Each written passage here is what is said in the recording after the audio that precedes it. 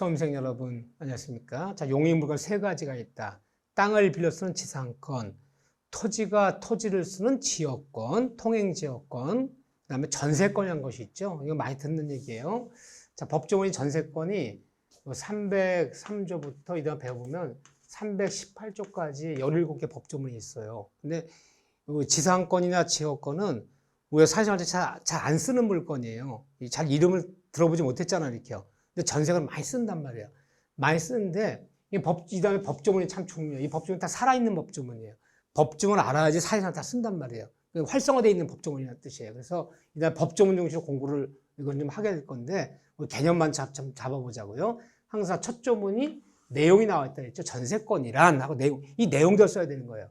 전세권자는 전세금을 지급하고 타인의 부동산을 점유하여 그 부동산 용도에 쫓아 남의 부동산 빌려 쓰는 건데 그 용도에 따라 창고를 전세 등기하면 창고로 써야 되는 거고, 예를 들면 공장을 전세권 설정하면 공장용 써야 돼. 다른 용 쓰면 안 돼. 그 용도에 쫓아 사용 수익하며 그 부동산 전부에 대해서 후순위 권리자 기타 채권자보다 우선 변제 받을 권리가 있다. 또 하나 토지 전세권도 있다 그랬잖아요. 토지건물 다 가능한 거야. 근데 토지 중에서 농경지는 전세권을 설정하지 못해요. 토지 다 되는데 농경지만은 전세권 설정 안 된다는 거. 경자 유전 원칙이라 불러요. 농경지만 설정할 수 없다. 그러면 한번 적어볼게요. 이 전세권이라는 물건은 전 세계에서 우리나라만 있는 물건이에요. 그래서 다른 나라 사람들이 우리나라 오면 전세금을 이해를 못해요. 전세금을. 아니 뭐 깔세라 그러죠. 이렇게 다달이 월세라든가 얼마 주고 이렇게 까들어가는 거 아니라 전세금이 한 푼도 내는 게 없잖아요. 이렇게요. 이 전세권은 이 전세도 우리나라만 있는 유일한 건데 관습의 역량을 가장 많이 받은 물건이에요. 전세 우리나라만 있는 독특한 물건이에요. 우리가 구한말에 산호비가 해방되고 공로비가 해방됐는데 갈 데가 없는 거예요. 그냥 문간방 하나 사랑방 하나 전세 얻어 쓰지 않가. 그때부터 이미 100몇십 년 전부터 이게 관행적으로 대표된 것을 민법 60년에 제정하면서 아주 민법을 넣어버린 거예요. 자, 이거 또 전세권은 남의 부동산 빌려서 용익물건이에요. 빌려서 쓰는 거예요. 용익물건 빌려서 사용하는 물건이에요. 용익물건. 남의 부동산 빌려서 사용하고 수익하는 거야. 또 하나 근데 전세금 있잖아. 전세금. 이 전세금은 담보적 물건을 두 가지 모두 겸비하고 있어요. 이게. 이 전세금은요. 건물주에게 토지 소유자 주인에게 목돈을 빌려주는 거예요. 목돈을 빌려주되 그 목돈의 이자와 사용료가 서로 상계 처리되는 거예요. 그렇죠? 그 대신 이자를 받지 않는 대신 사용을 내지 않잖아요. 언제 돌려줄 조건으로? 전세 계약이 끝나는 날 돌려줄 조건으로 목돈을 빌려준 돈이에요. 근데 전세 계약이 끝나는 날 전세 안 빼주면요. 빌려준 돈을 약속한 날짜 안 빼주는 건 마찬가지인 거예요. 그럼 돈 받으러 가야 될 거 아니에요. 이 담보라는 게 돈 받는 수단이에요. 빌려준 돈 받는 수단이에요. 그러면 전세 안 빼주면요. 이 전세금은 그때부터 이제 저당권으로 변하는 거예요. 저당권으로 취급해서 약속 날짜 전세를 안 빼주면 전세 목적물을 경매신청을 할 수 있어요. 또 하나 이 전세 등기를 내버리면요. 다른 채권자들이 경매를 신청하면 이 전세 등기 낸 날짜와 저당자 날짜를 순위 비교해서 배당을 받아요. 이렇게. 그 전세권이 저당보다 빠르면 먼저 배당받아요. 이 경락되면 돈 받는 거, 경락되면 배당받는 것을 법률용어로 우선 변제권이라 부르는 거예요. 이거 많이 쓸 용어예요. 자, 우선 변제권이란 말은 어느 목적물이 경매됐을 때 경락대금에서 다른 채권자보다 먼저 내 돈을 받아가는 거. 이 먼저 배당받는 것을 법률용어로 우선 변제권이 인정된다라고 부르는 거예요. 그러니까 만약에 경락대금에서 배당을 못 받아요. 돈을 못 받아가. 그럼 우선 변제가 없다 그러는 거예요. 그럼 여러분들이 주택임대보호법이나 특별법에서 세입자들이 확정일자 받으면 그 확정일자 받은 날짜를 가지고 저당권이나 순위를 비교해서 저기 주택임대차에서 그 보증금 받아갈 수 있어 없어요? 있잖아요. 그러니까 확정일자를 우선 변제권이라고 부르는 거야. 앞으로 민법 배울 때 우선 변제권 용어는 경락대금이 나왔을 때 경락대금의 배당을 신청해서 다른 채권자보다 먼저 내 돈을 받을 수 있으면 우선 변제 있다 부르는 거고, 경락대 배당을 못 들어가요. 못 들어가면 우선 변제권이 없다 부르는 거예요. 이렇게 용어를 그렇게 쓰는 거예요. 이렇게. 인정해요. 그럼 이게 다 누구야? 저당권자 갖고 있는 걸 다 인정하는 거예요. 그래서 전세권 독특하게도 남의 부담 빌려 쓰는 용의물권이며 그 전세를 빼주지 않으면 저당권자처럼 경매신청권, 우선변제 인정된 다무조건을 모두 겸유하고 있다라고 표현을 해드릴게요. 그러면 이런 전세권의 물권 성립하려면 어떤 때로 전세권에 부르는 건가? 이게 잘 보셔야 돼. 오래 사생할 때 관행상 전세 얻었어? 전세금이 얼마래? 그 관행상 전세라 부르는 거야. 우리 민법에서 배우는 전세권이 같지가 않아요, 지금. 자, 보세요. 이 전세권이나 물권이 성립하려면, 이 전세권 물권 성립하려면 세 가지 갖춰야 돼요. 첫째, 쌍방간에 뭐가 있어야 돼요? 쌍방간에 전세 합의가 있어요. 합의, 계약. 합의가 있어야 돼요. 합의. 그래요. 어느 목적물을, 어느 부동산을, 어느 토지를, 어느 건물을 언제부터 언제가 빌려 쓰기로 하고, 전세가 얼마 주기로 하고, 어떻게 하기로 하자. 합의가 계약. 전세 계약이 있어야 되고, 플러스. 그리고 모든 전세권은 반드시 전세금이, 이 전세금이 수수돼야 돼요. 전세금 없는 전세금은 없어요.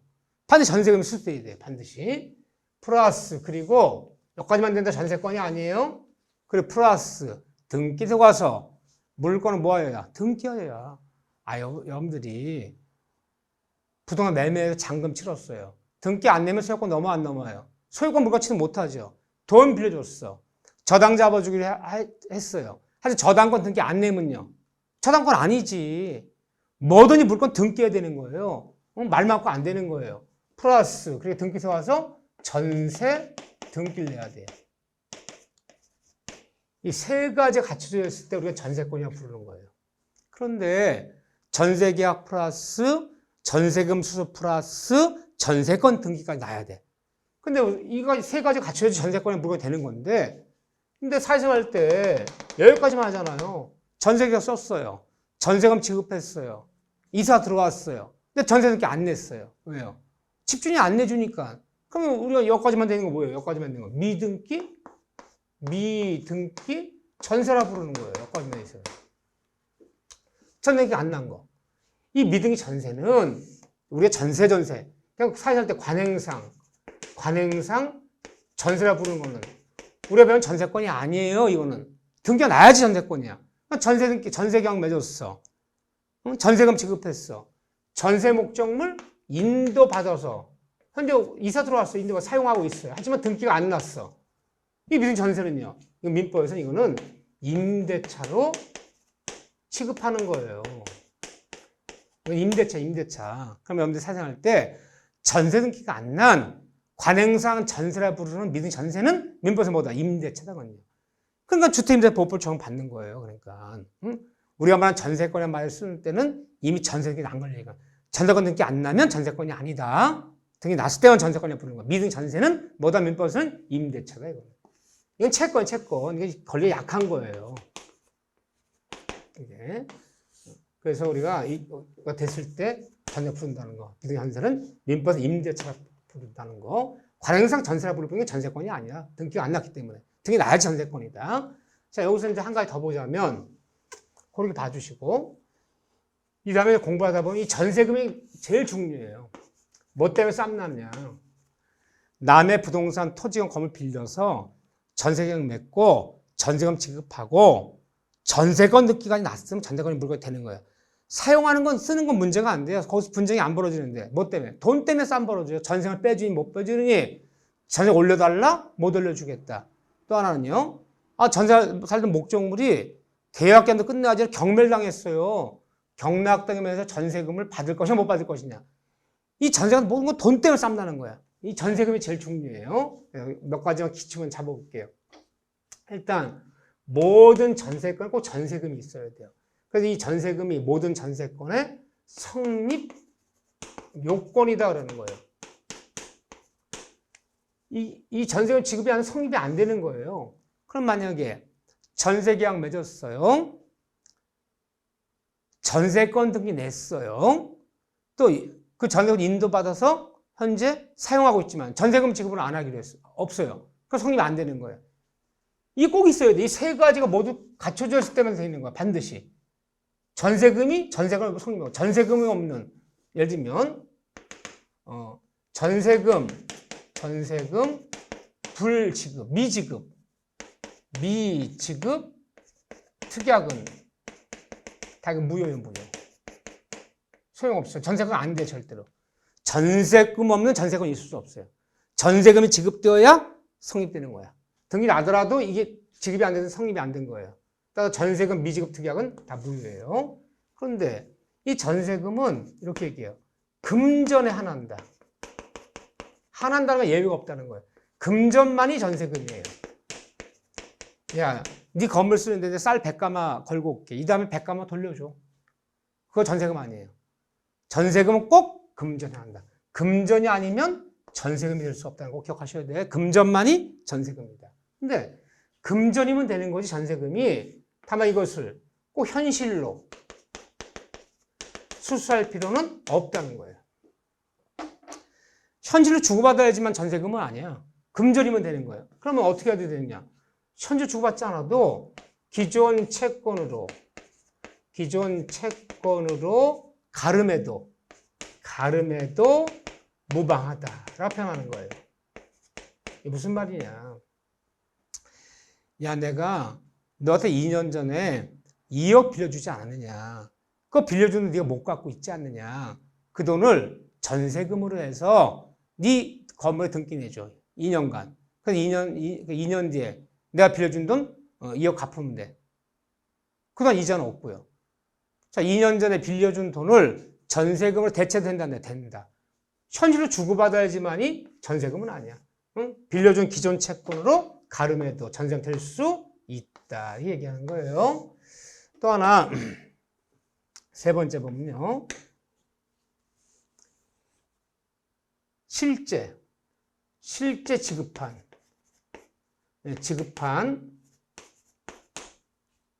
실제 내가 준 실제 지급한 이 전세금과 모든 전세권 등기에는 반드시 이 전세 등기를 할 때 반드시 기재할 사항이 있어요. 이거 빠진 전세 등기는 없어요. 전세금이 얼마라는 건 반드시 적어줘야 돼요. 이건 빠진 전세 등기 있을 수가 없죠. 근데 실제 지금은 전세금과 등기부에 기재된 이 전세금이 양자가 만일 일치하지 않는다면, 이 불일치한다면, 이 불일치할 수 있어요. 그런데 그냥 잘 살고 실제 받을 돈 받고 나오면 되는데 중간에 경매당했다는 거야, 이게. 중간에 경매당하면 이 전세권자는 우선 변제권이기 때문에 경락되면 들어가 배당을 받을 수 있는데 얼마를 배당받아야 되냐, 얼마를. 자, 보세요. 한번 예를 들어 볼게요. 실제 지급한 건 1억이에요, 1억이에요. 근데 등기부에는 요게 1억 5천이라고 기재되어 있어요. 왜 그러냐? 건물주가 그래요. 아니, 내가 다른 사람들한테 다른 사람 압류 들어올까봐 이걸 잡아놔야지만이 못 들어오지 않느냐. 실제는 1억인데 1억 5천이라고 기재되어 있어. 그럼 실제 지급한 금액보다 등기 기재된 금액이 더 크게 되어 있는 거예요. 아, 근데 이게 경매당했어요. 경락당금에서 전세권에 배당 들어가야 되잖아, 배당. 그럼 얼마를 배당해줘요, 법원에서는? 우선 변제 얼마를 배당해줘요? 실제는 1억인데 등기부에 1억 5천이 돼 있다는 거야. 이때 얼마냐? 1억 배당해줘요. 실제와 등기 기재된 것 중에서 작은 금액이야. 근데 이건 반대야. 실제 1억인데, 실제는 지금 1억인데, 등기부에는 8천이 돼 있어요. 8천이라고 기재돼 있어요. 올려준 거죠. 2년을 살았는데, 다시 재계약 맺으면서 2천 올려줬어요. 올려주면 등기소 가서 변경 등기 한다고 그래요. 등기소 가서 거기 그 8천에 대해서 1억으로 고쳐놨었는데 기재는 안 한 거야. 근데 경매당했네? 자, 경락되면 얼마 줘요? 실제는 1억인데 등기부에는 8천에 기재돼 있어. 이걸 변경도 안 고쳐놓은 거야. 얼마 줘요? 8천 줘요. 그럼 뭐예요, 결론이? 우리 대원 판례가 실제 지급한 금액과 등기부에 기재된 금액 일치하지 때는 항상 둘 중에 항상 적은 금액 준다는 거예요. 이게 대원 판례예요. 실제 지급한 금액과 등기부에 기재된 금액 일치하지 때는 항상 둘 중에 적은 금액을 배당해 준다. 적은 금액 내에서 효력이 있다. 이렇게 표현하는 거예요. 항상. 여기는 이게 작잖아요. 이건 이게 작잖아요. 여기서는 1억, 여기서는 8천. 둘째 적은 금액을 배당해 준다. 이런 거 배울 거고. 그 다음에 이제 전세권 들어가면 전세권은 이제 많은 얘기 돼요.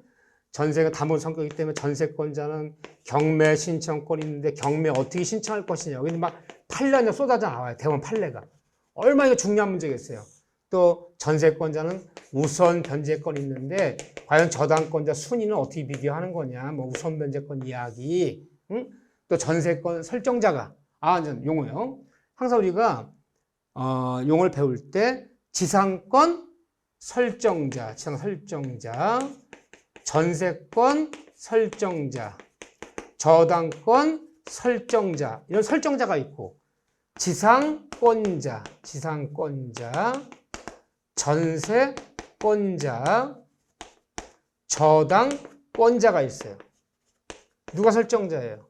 건물주인, 땅주인, 토지 소유자. 그대로 설정자라고 부르는 거, 잡히는 사람. 그럼 은행이 돈 빌려주는 은행은 뭐예요? 저당권자. 은행이 잡는 거잖아. 남의 건물을 빌려 쓰는 사람은 전세권자. 남의 토지를 빌려 쓰는 사람은 지상권자. 땅 주인은요? 토지 소유자는 지상권 설정자. 건물 주인은요? 전세권 설정자. 저당권? 참 잡히는 사람. 내가 아파트 담보 제공하고 은행 돈 1억 빌려 썼어요. 잡히는 아파트 소유자. 저당권 설정자. 그러면 은행, 돈 빌려준 은행은 저당권자, 전세권자, 남의 땅 빌렸으면 지상권자. 소유자들은 설정자라 부르는 거고 남의 부동산에 권리하는 사람들을 권자라 부르는 거예요. 이것도 헷갈려요. 그랬구나. 지상 설정자는 땅 주인, 전세권 설정자, 건물 주인, 전세권자, 지상권자, 남의 부동산에 권리하는 사람. 돈 빌려준 은행은 저당권자. 돈 빌려 쓰고 아파트 저당 잡힌 사람은 아파트 소유자는 저당권 설정자. 이렇게 부르는 거예요. 이렇게 소유자들은 설정자라 부르고 이렇게 하는 거. 이것도 헷갈려. 이것도 용어 쓰는 거예요. 이 다음에 이런 거 자세히 배울 거예요. 이런 걸 배우는 것이 바로 전세권이다. 자, 이렇게 봐주시고 자, 상세한 내용은 이 다음에 가서 보기로 하고 재밌죠 이런 데는 왜 재밌습니까? 쓰는 거잖아요. 우리가 멤버 총칙은요. 법률행위가 어떻고 뭐 의사표시가 비진이 통정, 복대리, 무건대리, 의사표시 다 학문적인 용어들이야. 실생활에서 쓰는 게 아니야. 용어들 배우는 거거든요. 이런 건 전세권이 어떻고 이러면요. 분묘지가 산소짜리가 어떻고 다 쓰는 용어들이잖아요. 실생활에 쓰는 거 여기 재밌단 말이에요. 그래서 공부를 해도 민법 총칙이 너무 추상적으로 어려워서 그렇고 재미가 없어서 그렇지 이런 데는 굉장히 재밌다. 이렇게 봐주시면 되고 자 그런 다음에 넘기시면 용어를 보려고 그래요. 용어를. 자, 이제 많이 쓰는 우리 이제 기초한 용어들을 많이 봐야 되기 때문에 쭉 넘어가면 아직 필요 없고요. 이 담보물건에 보면 용어들이 나와요. 담보물건이란 말이 뭐야? 담보는 돈 받는 수단. 어느 부동산의 교환 가치, 처분 가치를 내 지배하는 거야. 사용수익은 네가 해라. 내 돈 안 갚으면 경매에서라도 내 돈 받아가겠다. 물건의 가치 중에서 교환 가치, 처분 가치를 지배하는 사람들을 담보물건자라 부르고 어느 물건의 가치 중에 사용수익, 부동산의 가치 중에 사용수익을 지배하는 사람들은 용익권자라 부르는 거예요. 용익권자. 그래서 용익권자들은 사용수익권, 담보권자들은 교환 가치, 처분 가치 지배하는 거예요. 그런데 이 담보물건 돈 받는 수단이죠. 내 돈 받는 수단은 담보물건이라 불러요. 원래 담보제도는 두 가지가 있어요. 원래 담보라는 건 채권 확보야. 내 돈 못 받을 대비해서 내 돈 채권을 확보하는 제도를 담보제도라 불러요. 내 돈 받는 수단. 담보에는 두 가지가 있어요. 하나는 물적 담보. 물건 잡는 거예요. 내 돈 못 받아도 내 돈 안 갚으면 이 물건의 가치를 잡는 거야. 그럼 경매에서 물건 가치는 경락때 돈 받아는 거죠. 또는 인적 담보예요. 인적 담보. 보증 서라 보증. 연대 보증 서라 연대 보증 서라. 뭐 공동 보증 서라. 그래서 채무자 못 갚으면 보증인 거라도 내 받아올 테니까. 사람을 잡으면 인적 담보라 불러요. 연대 보증 세우는 거, 공동 보증 세우는 거, 보증인 세우는 거예요. 그렇죠? 근데 이건 우리 시험 범위가 아니고 우리는 물적 담보제도 세우는 건 시험 범위인데 담보물건에 세 가지가 있어요. 담보물건은 이제 많이 듣는 유치권이에요. 유치권이라는 담보제도가 있어요. 이건 이제 볼 거고 유치권은 돈 받는 수단이야. 내 돈 받는 수단. 응? 근데 유치권이란 물건은 부동산에도 부동산도 유치할 수 있고 동산도 유치할 수 있고 동산, 부동산 모두 가능한 담보물건이에요. 유치권은요. 또 늘 얘기되는 저당권이 있죠. 저당권 부동산의 교환과 처분같이 지배하는 거죠. 이건 부동산 담보제도죠. 동산에 저당 잡는 거 아니잖아요. 물론 원칙일 뿐이야. 동산 중에서도 등기 등록하는 동산이야. 자동차 등록원부 있죠. 예를 들면 뭐 중장기 등록원부, 선박 등기부 있죠. 이런 데 저당 잡힐 수 있어요. 특수한 동산은 장부를 두고 있는 등기부 등록을 두고 있는 동산은 저당 잡힐 수 있지만 일반적으로 부동산이야. 또 하나 담보제 질권이 있어. 질권. 이 세 가지가 담보물권이라 부르는 거예요. 이걸요. 유치권, 또 질권은 동산 담보제도. 동산 잡히고 돈 빌려 쓰는 거예요. 그러면 질권 그러면 전당포 생각하세요. 전당포 돈 빌려 쓰는 것을 질권 설정하다 보면 돼요. 그럼 전당포 주인이 돈 빌려주고 금반지건 명품지가 받아놨다가 돈을 갚아야지만이 그 시계 반지 돌려주는 거죠. 전당포 돈 빌린 걸 질권 설정한다고 부르는 거예요. 이건 동산이에요. 부동산 질권 설정할 수 없잖아요. 부동산 들고 갑니까? 이건 동산 담보제도야. 세 가지가 있는데 이건 시험 범위가 아니에요. 이거는 담보물권 세 가지 중에서 유치권과 저당 시험 범위인데 여기서 네 문제 나와요. 자, 34회 때는 어떻게 나왔느냐. 유치권이 한 문제, 저당 세 문제 나왔어요. 근데 보통 이것도 두 문제 이렇게 나오기도 해요. 근데 어쨌든 이렇게 나왔어요. 작년에는 이렇게요. 자, 그렇다. 그러면 이게 담보제도인데 유치권, 저당권, 질권, 동산담보, 전담보가 돈 빌리는 건 질권 설정, 시험 범위는 아니다. 이 두 가지가 이제 시험 범위인데 이 담보물권 쓰는 용어들이 있어요. 용어들. 여기 보면 이 용어들 많이 쓸 거예요. 앞으로요. 부종성, 수반 불가분성, 물상대의성. 네 단어를 보려고 그래요. 이건 뭐라 부르냐면 담보물권의 특질이라 불러요. 담보물권의 특질. 담보물권의 특질이라 불러요. 특질. 다른 말로 뭐라 부르냐면요. 통유성이라 불러요. 통유성. 일본의 한자 용어예요. 통유성. 통화는 성질, 공통점. 무슨 말이냐면요. 민법 공부할 때 이 담보자만 들어가면 공통적 통하는 용어들이 있어요. 공통점이에요. 공통. 다 갖다 쓰는 거야.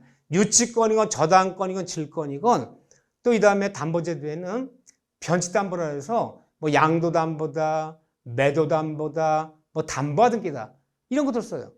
전세금도 담보 성격이 있다 그랬잖아요. 이 담보자만 들어가면 네 가지 공통적 성질이 있다. 대부분 담보제에 네 가지 공통점이 있다. 이 공통점이에요. 네 가지 공통점. 자, 모든 담보물권의 통유성 또는 공통점. 담보자만 들어가면 이 네 가지 성질을 다 갖고 있어요. 첫째, 대무 담보제도에는 다 이게 일본의 한자 용어예요. 저당권이건 유치권이건 질권이건 또 전세금도 담보적 성격을 갖고 있다 그랬잖아요. 그럼 전세금이건 뭐건 부종성이라는 게 있어요. 부종성. 이 부종성이라는 것이 있다. 참 어려운 단어예요. 부종성. 그러면 부종성 용어가 뭐냐? 이 피담보 채권과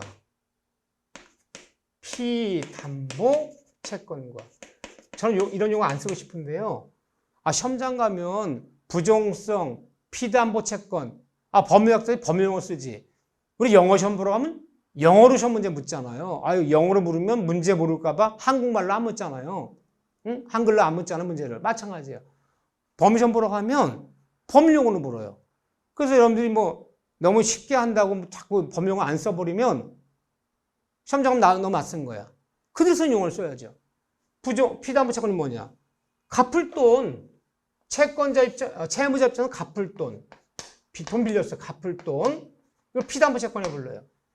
채권자 입장에서 볼 때는요. 이게 채무자고. 받을 돈, 받을 돈. 이걸 피담보 채권이라 불러요. 채권자 입장에서는 받을 돈.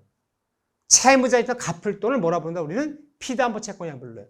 피담보 채권이 존재하여야, 이것이 존재하여야, 갚을 돈이 존재하여야, 갚을 돈이 존재하여야, 갚을 돈이 존재하여야 담보물권도 존재하는 거예요.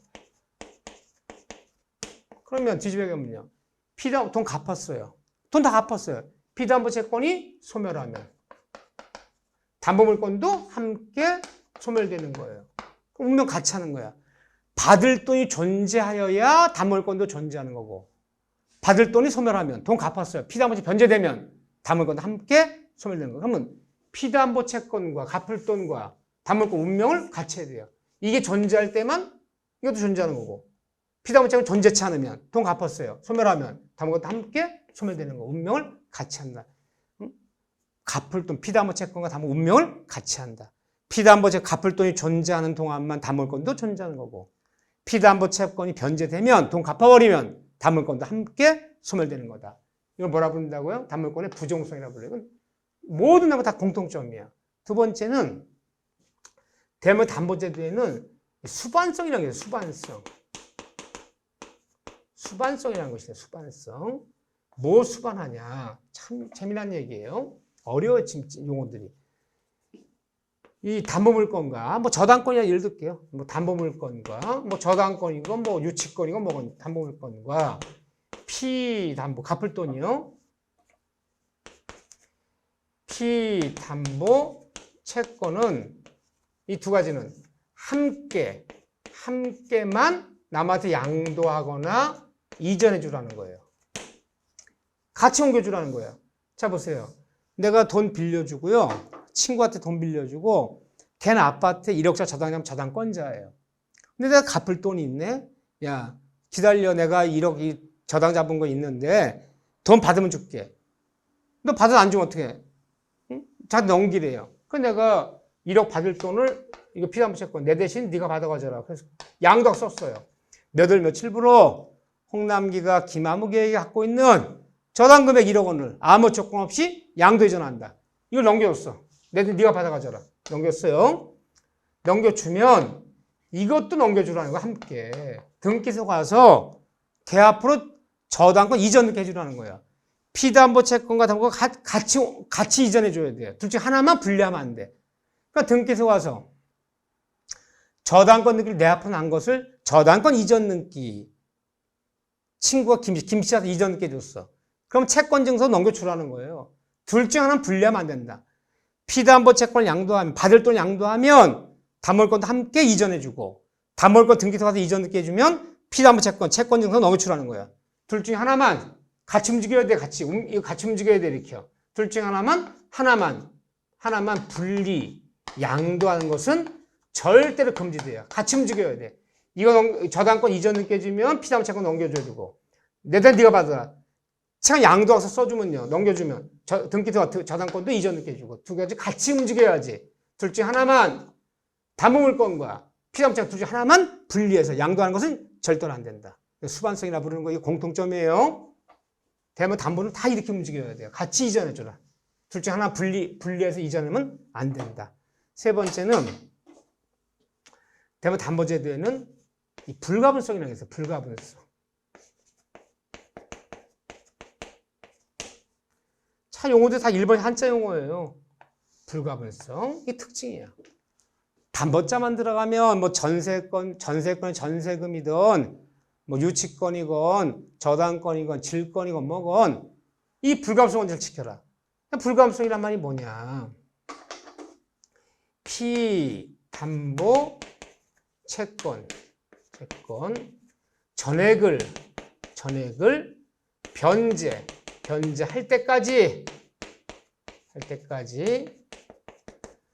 담보물권 전부가 살아있는 거예요. 그러면 일부 변제했다고 담보물권 일부 풀어주는 거 아니에요. 전액을 변제하고 전부 다 살아있는 거예요. 무슨 말이냐. 자, 보세요. 전세금이 냈어요. 전세금 1억이야. 약속한 날짜에 얘가 9,800만 원 빼줬어. 200을 안 빼주네? 200 모자르대. 일단 이거 받고 나가면 200만 원은 늦어 3일 안에 주겠대요. 뭐 그 큰 돈은 아니잖아. 1억에서 200이. 좋습니다 하고 나갔어. 이걸 끝까지 안 주네? 전화했어요. 너 몇 번 얘기했다. 앞으로 일주일 내에 200만 입금시키지 않는데 전세권 느낌 말씀을 안 시켰지 내가. 전액을 받았네. 말씀 등기를 해주죠. 전세권 느끼를. 너 200 입금 안 시키면 그 200만 원 때문에 전세목 전부를 경매할 수 있어 없어요?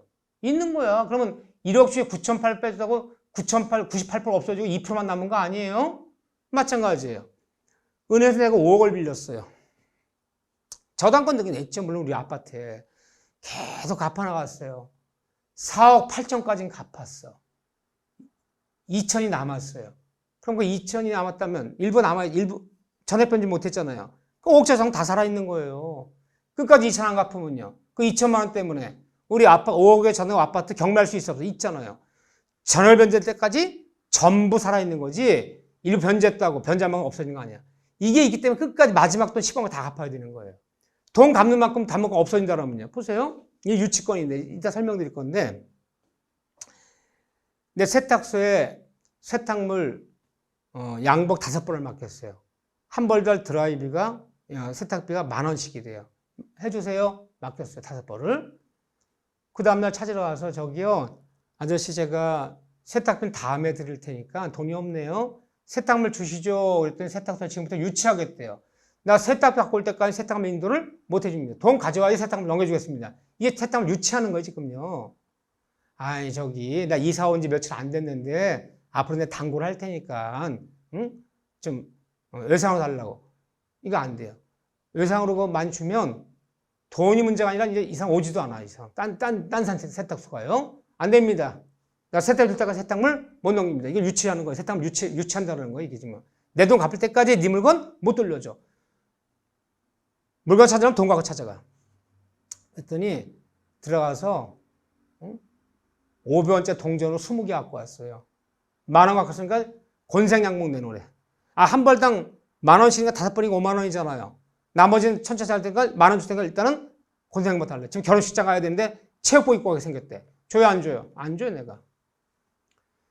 전액을 변제할 때까지 전부 유치하는 거지. 돈 준 만큼 담보가 없어지는 거 아니에요. 그러면 그 한 벌 줘야 된다면요. 한 벌당 10,000원이니까. 나머지 4벌은요. 또 한 6개월 지나서 계절 바뀌었어. 또 10,000원 갖고 오더니 어이구 저 검은색 양복 내놓으래. 이거 무슨 내가 물품 보관소예요? 그러셔 돈 받다가는 5만 원 받는데 2년, 3년 걸려요.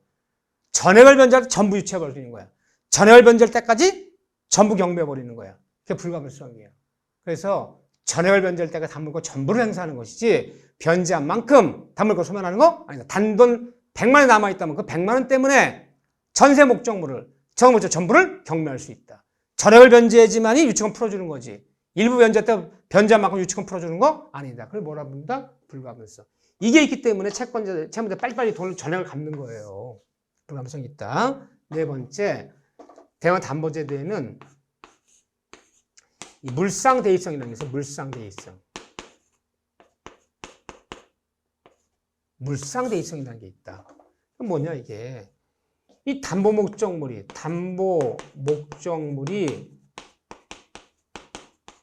멸실했을 때 이 담보권자가 그 가치 변형물이라 그래요. 가치 변형물로 올라가서 내 돈을 먼저 받을 권리가 있다. 자 보세요. 건물을 저당 잡았는데 건물을 저당 잡았다는 얘기가 뭡니까? 돈 안 갚으면 경매하는 거잖아. 돈 안 갚으면. 돈 안 갚으면 경매해야 되는데 이 참 목적물이 건물이 화재가 나서 모두 소멸해버려. 소멸이요. 경매할 게 없잖아요. 담보를 잡았어. 내 돈 안 갚으면 네 건물 내 돈 먼저 받아야겠다. 이게 바로 담보물권이잖아요. 근데 저 사람 건물이 불러서 없어지면요. 경매할 게 없잖아요. 그러면 가치변경 화재보험금이 나왔는데 화재보험금. 화재보험금 2억짜리 가입했어요. 그럼 화재보험에서 쫓아가서 그 화재보험금 중에서 2억 중에서 내가 1억 빌려준 사람이야.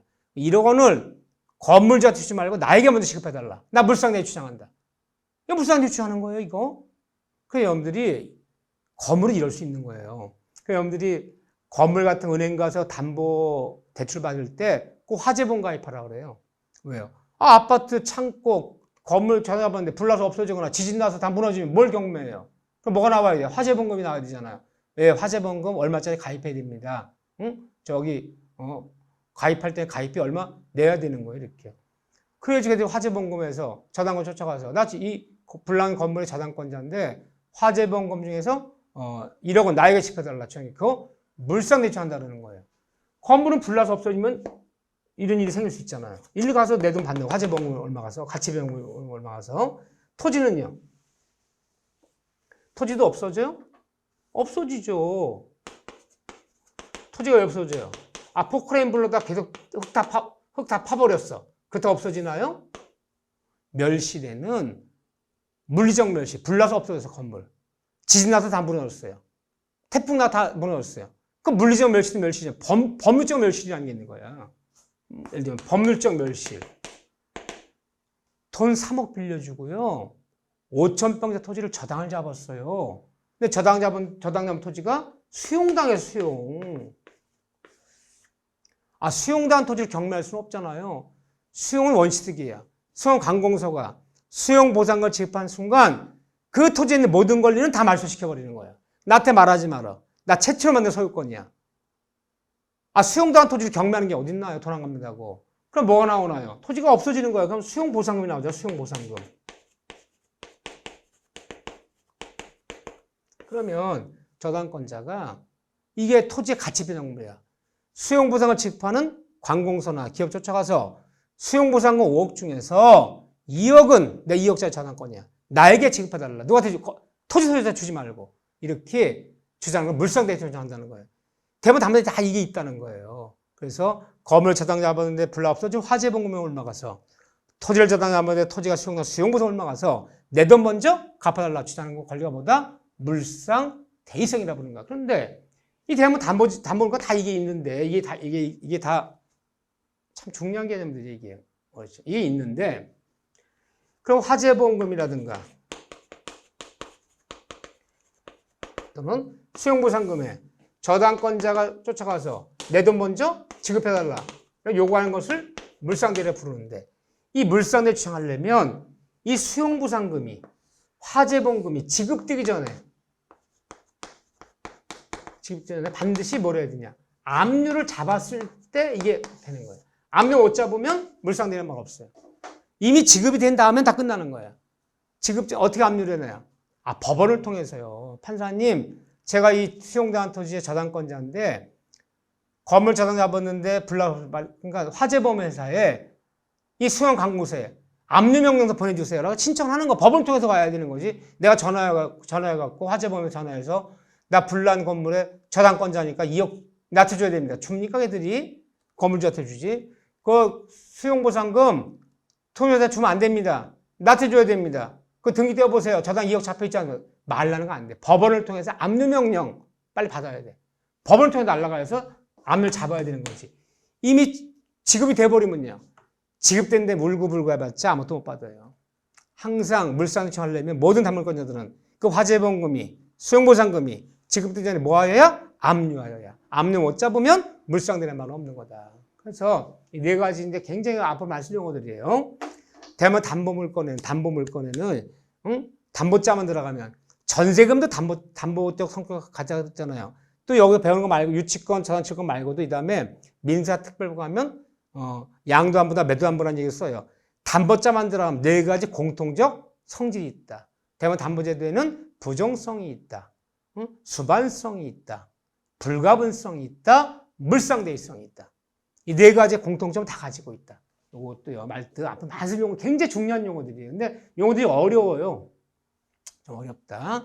이렇게 정리를 잘 해주셔야 돼요. 이렇게요. 그래서 용어 중심으로 오늘 요 얘기 참 굉장히 우리 사진할 때 쓰는 용어 아니기 때문에 굉장히 낯설어요. 이렇게요. 여기까지 잘 정리해 주시면 다음 시간에 유치권, 저당권 설명하고 계약법 넘어가서 몇 가지 설명하고 이렇게 다음 시간에 진행하도록 하겠습니다. 여기까지 잘 정리 부탁드립니다. 자, 여러분들 수고하셨습니다.